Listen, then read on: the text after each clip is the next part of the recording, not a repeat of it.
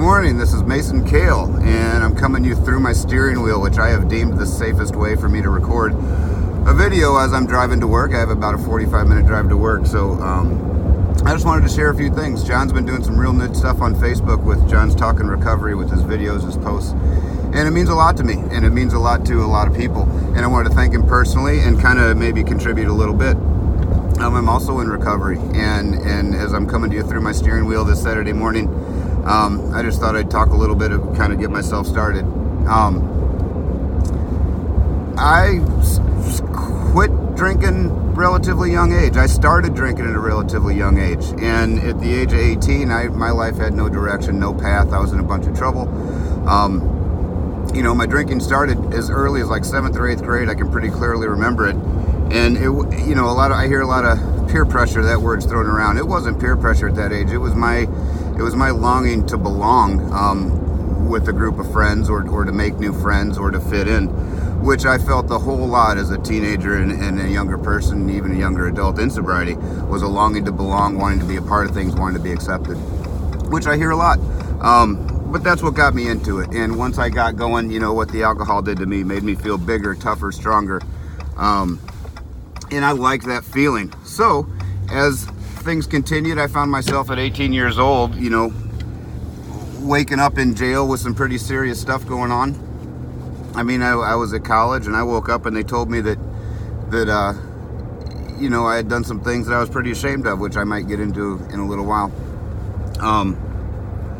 And didn't really have much direction or any path. And what AA provided for me when I found it was a game plan, more or less. The 12 steps gave me a game plan, a direction, a way to handle life, which I didn't really have before. I used to wake up in the morning and it was pretty much, take what I could take, get away with what I could get away with, try to soothe and make my body feel good by, it got to where it was ingesting alcohol, it was smoking pot, it was whatever I could do to numb the senses, whatever I could do to fit in and be cool in your eyes.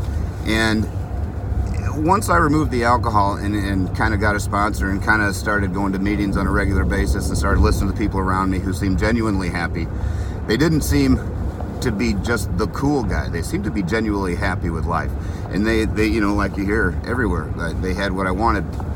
And so I got a sponsor. I followed the directions. We jumped right into the first step. And what I immediately felt was that we were on a path, that we had a direction we were headed, that this is what they did and this is what I wanted to do. So at 18 years old, I found myself going through the process, going through the steps with a sponsor who, for example, first step, my life was unmanageable. That was why I was there. That wasn't a difficult thing. We went through the steps pretty quickly. My sponsor came from a school and kind of put me in that school that there's no sense in putting off these steps. The quicker I can get through them, the quicker I can do them a second time, maybe a little bit better. And there's such a process for life that you need to get into them quickly. You need to start. I don't like hearing people say they're not ready. When I came through those doors, when I sat down at that table, I was ready. That was why I was there. So let's get into it. By the time we got to the 5th step, my sponsor invited me over to his house, and I found myself sitting in my 1989 Cavalier, sitting in front of a pretty big house with a pretty affluent guy, and I was supposed to go in there and do a 5th step, which I was pretty scared about doing. You're talking about all that stuff in your past, bringing it up, admitting it to another human being, and at that point in sobriety, that's a big deal. At that point in sobriety, I still had a lot of ego, still had a lot of pride, and one example, and let's go back to why I'm there. When I woke up in jail with some felony counts against me for stealing, I was at college and we were drinking, smoking pot, we were doing a lot of things. It was my 18th birthday. We were out late. We got back to the college campus. As we got out of the car, somebody, it might have been me, I don't know who was first, pulled on a door handle of a vehicle. The car opened, and next thing you know, we are getting in and out of cars, and taking car stereos out of them. Now, I didn't have a plan. We weren't doing it for money. We weren't doing it to sell. I don't know what we were doing.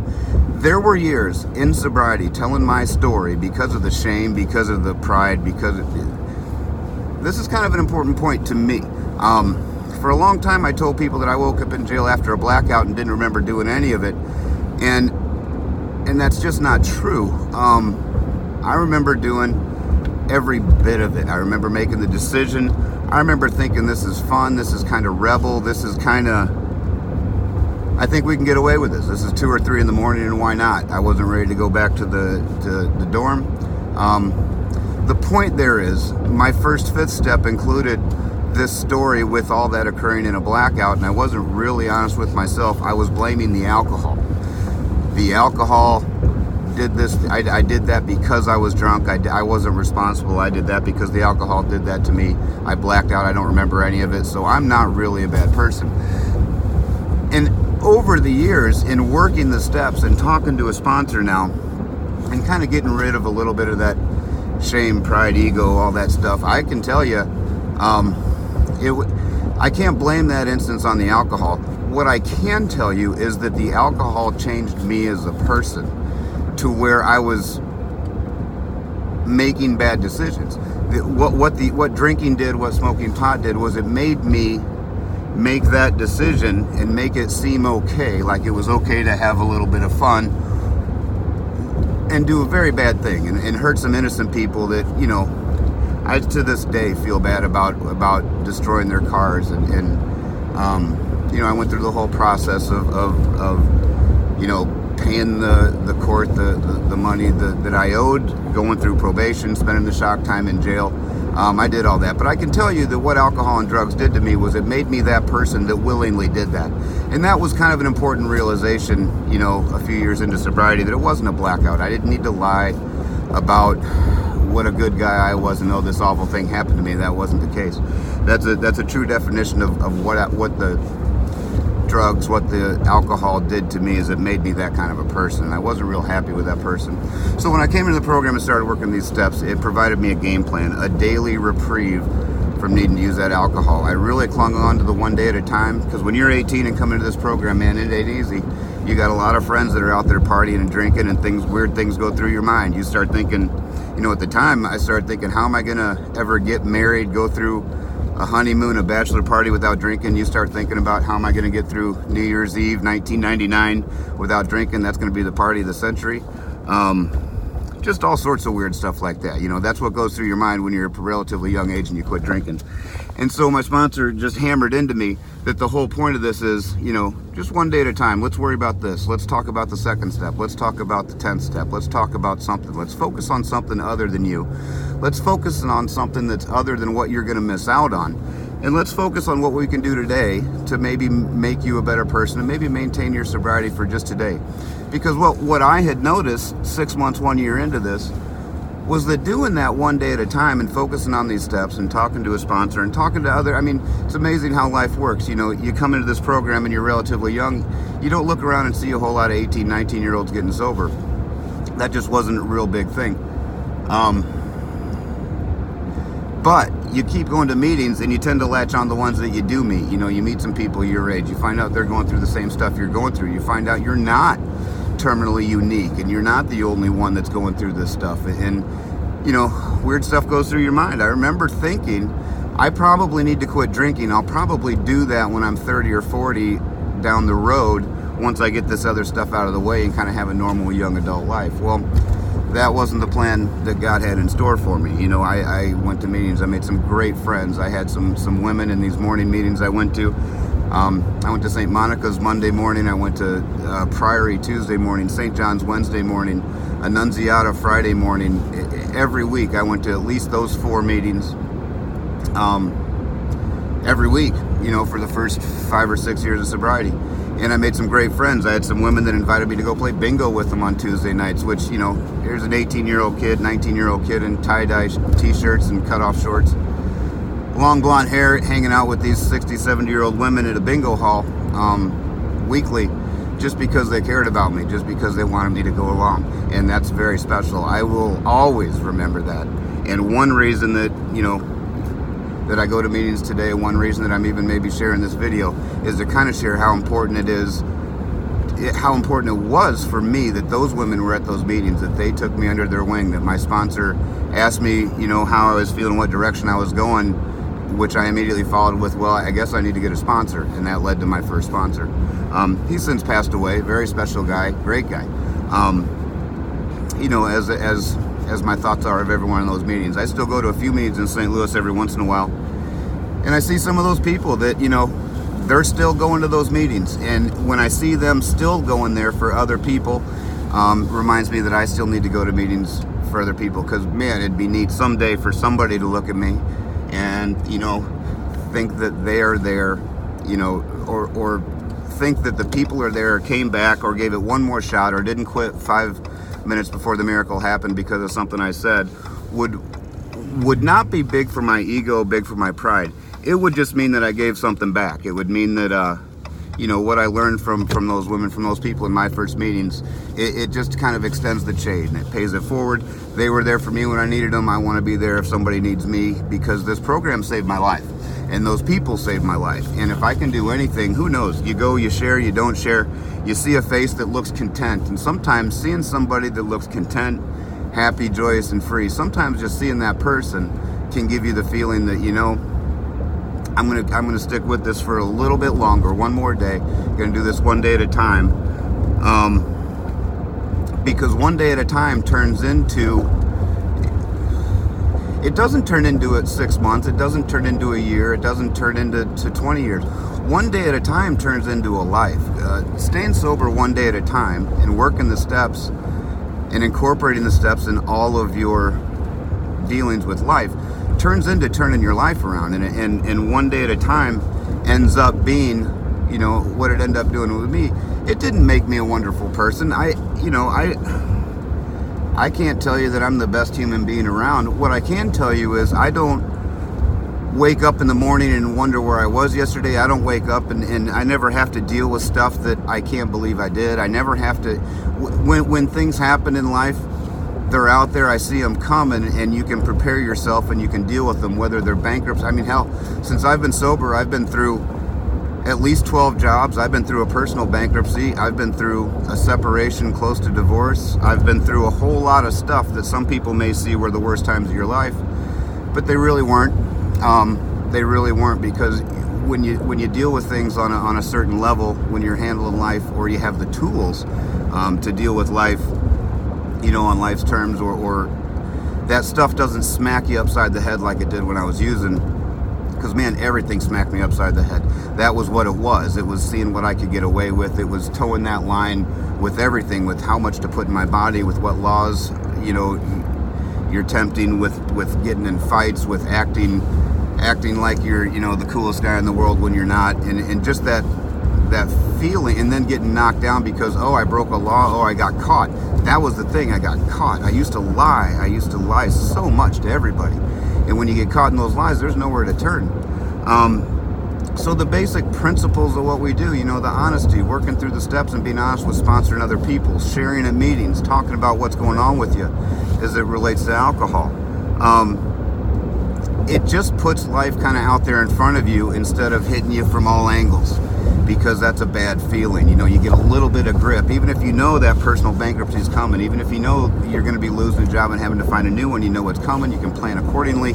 It doesn't throw that shock into your system the way that stuff like that used to. And it's a life changer, man. And when we first come into this program, we don't know what we don't know. We think we come into this program just to go that day without a drink, or just to live without, how do I stop getting in trouble? How do I get the cord off my back? How do I get my girlfriend or wife to leave me alone? When we walk through those doors the first time, there's usually a little bit more of a selfish motivation behind it. But as you're around and as you look back, what you end up seeing is, the reason you got to not quit 5 minutes before that miracle happens, 5 minutes before you kind of get it, or that spiritual awakening, is because we don't know what we don't know. Or maybe I should say, I didn't know all the things I didn't know. I didn't know that the biggest satisfaction I would get in my life is a friend that, I worked with 12 years ago that called me 7 years ago and said, hey man, I have a problem. Are you still in that sobriety thing? So we go have dinner, and the next thing you know, 3 days later, we're sitting in an AA meeting together. And that becomes a regular thing. It gets me back in the process of going to 2 meetings a week, every week, because I don't want to let him down.